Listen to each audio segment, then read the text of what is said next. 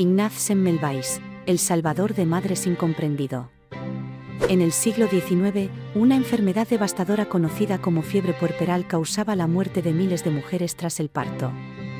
Esta afección, que se manifestaba poco tiempo después de dar a luz, provocaba fiebre alta, infecciones severas y, en muchos casos, la muerte.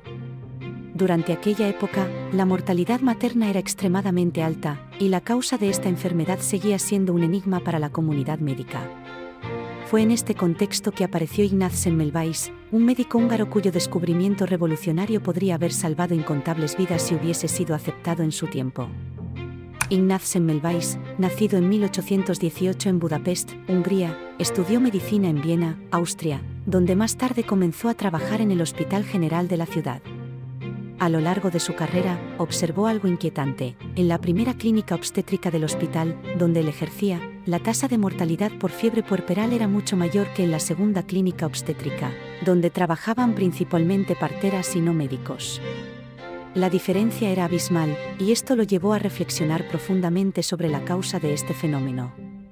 Tras una minuciosa observación, Semmelweis comenzó a teorizar que la causa de la fiebre puerperal no era algo que simplemente surgía espontáneamente, como muchos médicos creían en aquel entonces, sino que estaba relacionada con prácticas médicas deficientes. En particular, notó que los médicos, incluidos él mismo, realizaban autopsias en cadáveres y luego atendían a las mujeres en parto sin lavarse las manos. A partir de esta observación, Semmelweis llegó a la conclusión de que había una conexión entre la manipulación de cadáveres y la fiebre puerperal. El descubrimiento que cambiaría el curso de la medicina fue impactante en su simplicidad. Semmelweis propuso que la enfermedad podía prevenirse si los médicos simplemente se lavaban las manos con una solución de agua y cloro antes de atender a las mujeres en trabajo de parto. Esta práctica, que hoy consideramos básica en términos de higiene, era revolucionaria para la época.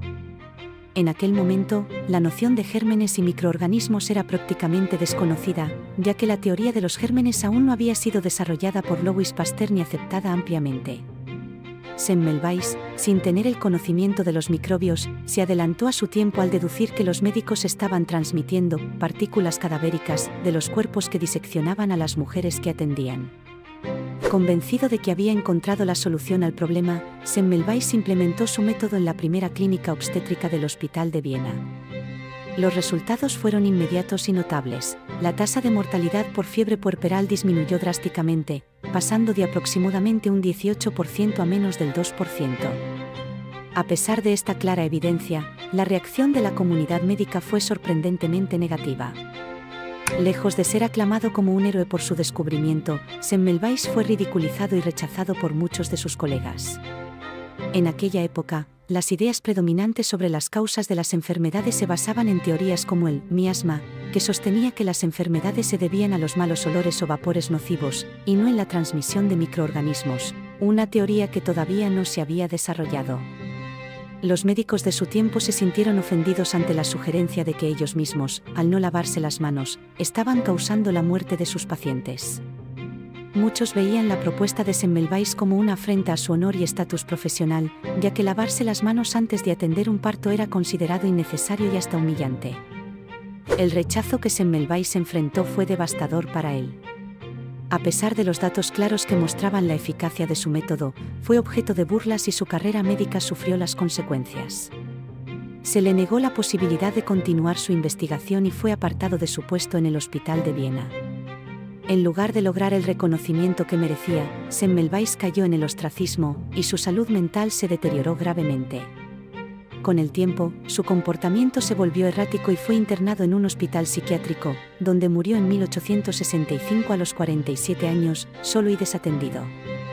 Trágicamente, murió sin saber que sus descubrimientos salvarían millones de vidas en el futuro. No fue hasta décadas después de su muerte que los hallazgos de Semmelweis comenzaron a ser apreciados. La teoría de los gérmenes, desarrollada por Louis Pasteur y Joseph Lister, validó las observaciones de Semmelweis y mostró que la higiene era fundamental para prevenir infecciones.